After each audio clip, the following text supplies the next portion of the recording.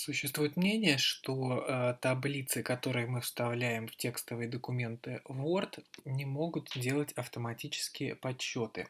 Это не совсем так. Автоматические подсчеты происходить могут, правда, все-таки нужно помнить, что это не Excel и их объем ограничен. Давайте посмотрим, как сделать автоматический расчет с помощью формул в текстовом документе. У нас с вами есть документ Word. В нем есть таблица. В таблице заполнены некоторые данные, и мы хотим произвести расчет. Вместо того, чтобы вписывать сюда цифру вручную, просуммировав на калькуляторе эти данные, мы можем этот процесс немного автоматизировать. Тем более, что данные могут поменяться, и нам нужно, чтобы итоговая цифра тоже менялась. Обратите внимание, что как только мы кликнули в любое место в нашей таблице, появились вот такие дополнительные вкладки. Нас интересует вкладка «Макет». И также обращу внимание, что у меня сейчас открыт Word для Mac, в Word для Windows внешний вид немножко отличается, но функции работают точно так же и находятся ровно на тех же вкладках. Мы хотим вставить формулу вот сюда. Поэтому сюда мы и ставим наш курсор. А далее на появившейся вкладке «Макет» мы выбираем вот такую кнопку, которая называется «Формула». И автоматически у нас вот в открывшемся поле показано, какая формула будет вставлена. Что это означает? Формула будет вставлена sum. Здесь формулы отображаются всегда на английском языке. Это аналог формулы в Excel, функции Excel, которая называется summa по-русски. И просуммированы будут ячейки, расположенные слева от вот этой ячейки. Давайте нажмем ОК, и мы увидим, что результат суммирования вот этих ячеек подставился вот сюда. Результат подставился автоматически. Excel определил, точнее Word в данном случае определил, какие ячейки нужно суммировать, и их просуммировал. Давайте попробуем на примере второй строки. Да, протянуть формулу вниз, как в Excel, здесь не получится, придется вставлять вручную. Вставляем еще раз формулу и видим, что нам предлагают также произвести суммирование, но вместо left написано above. Посмотрим, что это значит. Есть 4 варианта, вот они на экране,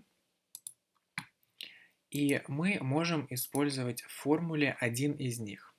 Вариант left мы уже видели, будут просуммированы ячейки, расположенные слева от нашей ячейки. Вариант right просуммирует ячейки справа от нашей ячейки. Вариант above, который у нас сейчас подставлен автоматически, просуммирует ячейки выше, и вариант below просуммирует ячейки ниже. Нас не устраивает вариант above, поэтому мы можем его заменить на вариант left. Обратите внимание, что пишу маленькими буквами, это значение не имеет. Нажимаем ОК и получаем результат суммирования вот этих строк. Отредактировать формулу можно там же. Возвращаемся в нее же. И вот сюда ее вставляем. Мы можем самостоятельно вручную ее написать, полностью стерев отсюда. Главное, что первым символом у нас идет равно. Далее нам нужно написать функцию, которую мы будем использовать, и ее аргументы.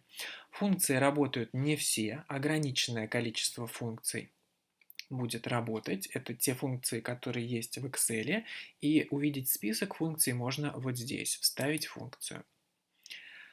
Вот это все функции, которые можно использовать. Не буду называть каждую из них, назову только основные.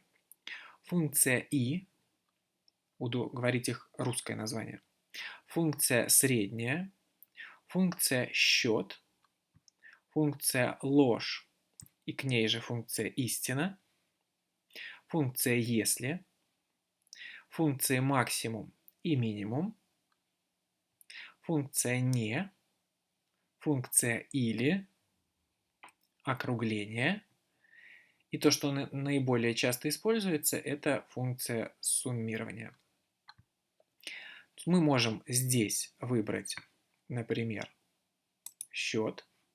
И считать мы будем то, что находится слева, опять же. Нажимаем ОК, и нам посчитали количество ячеек, расположенных слева, их 4. Ну, нам это не совсем подходит, нам все-таки нужно суммирование, поэтому лишнее мы отсюда удалим. И напишем еще раз функцию, но уже используем суммирование.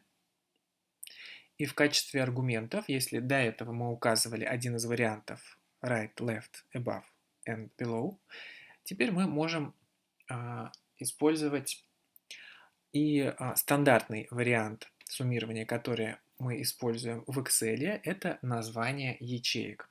Нам нужно просуммировать в данном случае ячейки, которым будут присвоены имена. Давайте посмотрим, какие. В Excel у нас ячейки именуются А1, Б1, С1 и так далее. И здесь это будет А1, А2, А3, А4 и так далее. Мы считаем вот эту строку, то есть нам нужно просуммировать ячейки, начиная с B3 по ячейку E3. Давайте это сделаем. Равно сумм. И суммируем ячейки с B3 по ячейку E3. Нажимаем ОК и получаем результат суммирования. Таким образом, мы можем ссылаться на ячейки. Синтаксис этих функций абсолютно аналогичен тому, который есть в Excel. Единственное отличие, что ссылки всегда будут абсолютными, то есть равнозначно тому, что мы написали бы вот так. Более подробно функции рассматриваются в курсе по Excel. Здесь мы на этом не будем заострять внимание, только лишь озвучим то, что ссылки являются всегда абсолютными. И давайте посчитаем для последней строки. Сделаем суммирование того, что слева.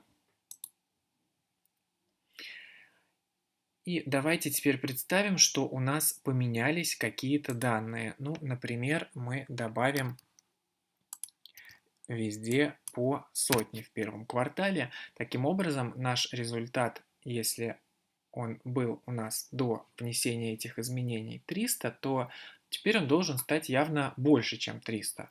Хотя, как мы видим, изменений никаких не происходит. Мы можем сюда написать сколько угодно нулей, ничего не происходит. Автоматические изменения не произойдут. И для того, чтобы они произошли, у нас есть два варианта. Мы можем кликнуть правой кнопкой мыши по ячейке и выбрать «Обновить поле». В таком случае значение в ячейке обновилось. Это будет не очень удобно, если у нас есть некоторое количество полей, и нам нужно обновить их все.